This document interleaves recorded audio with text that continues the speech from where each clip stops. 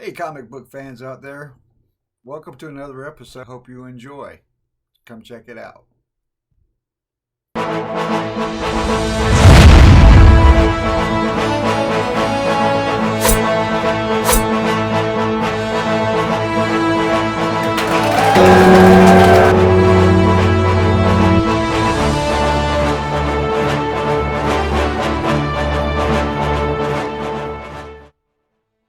Hey, comic book fans. Thank you for tuning in to another episode. I'm your host, Sean the Moy Snakenberg.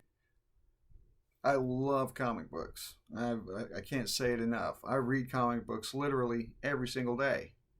The goal for the love of comics is to get young readers involved with old comics because there's so many good volumes of comics still out there.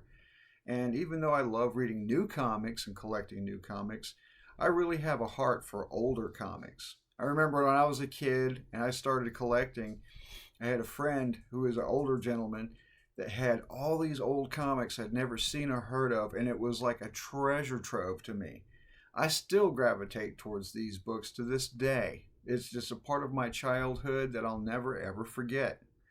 Also, I hope that in viewing some of these old comics and looking at new comics or whatnot, it'll get older collectors to follow those same feelings, to reminisce about those comics they used to love when they were kids, and go out and seek them and read them and add them to their collections. Now, I like to do two different segments. One segment is called From the Vault. That's where I randomly pick a comic from my collection. I read it, I review it, and I share thoughts about it and give it some exposure. These are some comics that haven't seen the light of day for 10, 20 years. Some of them are new comics. Also, I got another segment called From the Dollar Box. The Dollar Box is where I live. I love the dollar boxes because there I find old comics. I can find new comics. I'll look for something that jumps out and speaks to me. I buy it, I take it home, and I read it. I literally read comic books every single day. So that's my other segment that I like to do. So now that we've kind of gone through all this and I've kind of told you a little bit about the channel, let's get on to the review. This is going to be another one from the vault.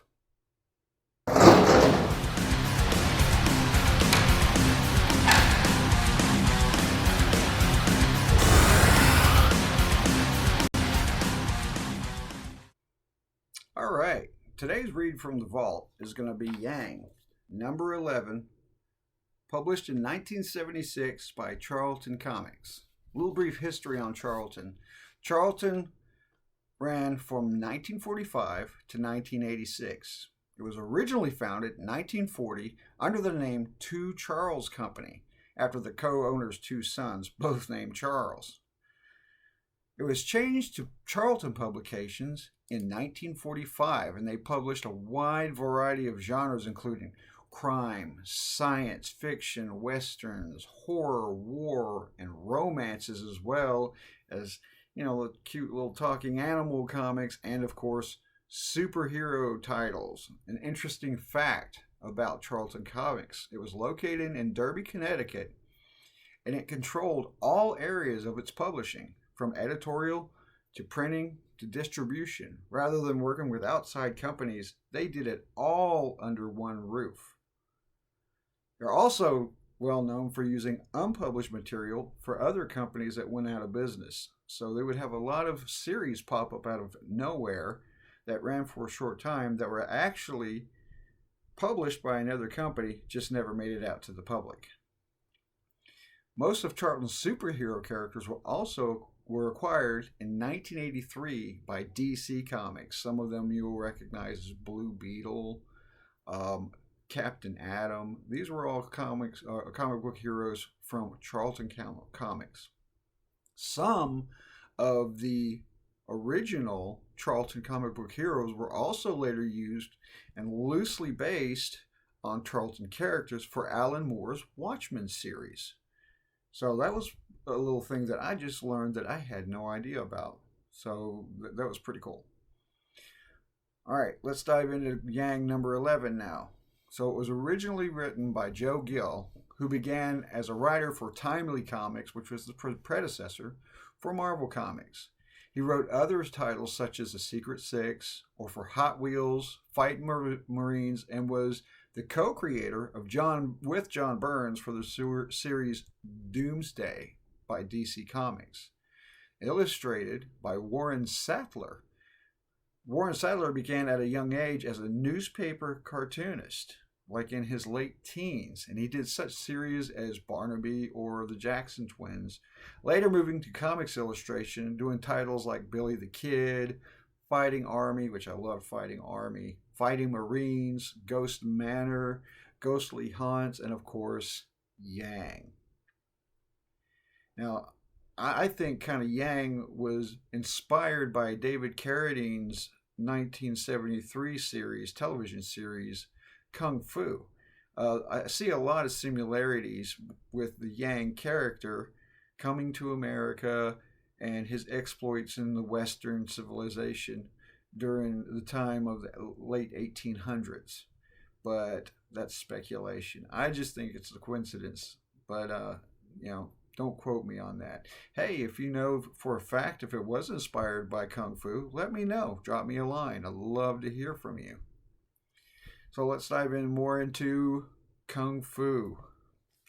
No, Yang, excuse me. So Yang was basically a student of spiritualism, of the arts. He was a full-time student, but there was an evil warlord, Chao Ku.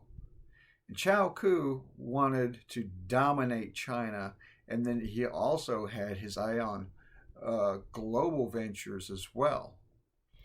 But the one person he could not get to was Yang's father, Chung Yuan, who was also a very wise man and a spiritual leader. Well, of course, he was killed. But as he was dying, Chung Yuan's dying words were to his son to become Yang, the white side of the yin and yang symbol, and to be a martial arts avenger and swear to fight against those who prey on the weak and the helpless. Well, in the story, Yang is captured and enslaved by Chao Ku and is thrown onto a ship and taken as a slave over to the United States, where his other worldly ventures come into play, being, his hands in the building of the railroad in the Wild West, things like that. Well, Yang escapes, and that's where his mission begins, to stop Chao Ku and his evil daughter Yin Li. Well, Yin Li, interestingly enough, even though she's devoted to her father and her father's evil plans, she actually becomes Yang's love interest, and they have this tug of war throughout the series together. She is a bad girlfriend, not a good girlfriend. So after the backstory, and I keep saying so, my apologies. So here's the story now. Leaving San Francisco, and this is number 11, Yang is captured and held hostage on a ship bound for Alaska. The captain considers him a stowaway and has not paid his way. So he doesn't want to keep him on board. He considers him a liability. And consequently, he says, I'm going to throw you overboard. So he ties him up, binds him very tightly, but there's a young steward on board the ship who is also actually a good guy who slips Yang a knife, and as he's thrown overboard, Yang is able to cut his hands and feet loose. Well, then Yang realizes that he's nearby the Pribilof Islands, I hope I said that right, which is a series of islands between Russia and Alaska, that the Russians still had some claim over and some occupation over.